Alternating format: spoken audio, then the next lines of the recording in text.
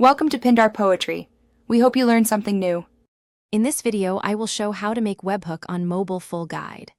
Open your phone and pick an app that supports outgoing webhooks, like a chat or automation app. Create a new webhook endpoint, copy the URL, then set the payload format and headers. Test with a post request from a REST client or shortcut, watch the response, and tweak payload and retries until it reliably triggers your desired action.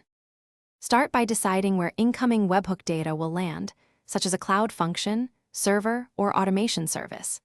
Configure the endpoint to accept JSON payloads and to return a 200 status to acknowledge receipt. Add basic security like a shared secret, HMAC signature, or bearer token so only authorized sources can trigger it. Finally, log incoming requests briefly so you can debug and monitor events from your phone easily. If you are finding this guide helpful, please subscribe and like the video to support more content. Quick recommendation: make meal prep easy with leak-proof containers that stack neatly and keep sauces sealed, perfect for developers who eat at their desk.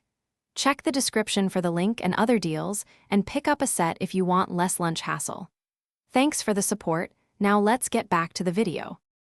On your mobile device, create an automation or shortcut that sends a post request to the webhook endpoint when a trigger occurs, like a new message or location change. Build the JSON payload to match the expected schema precisely and include any required headers such as content type and authorization. Test with minimal data first to confirm delivery and response, then expand payload fields and add retry logic for reliability when real events start flowing in. Thanks for watching.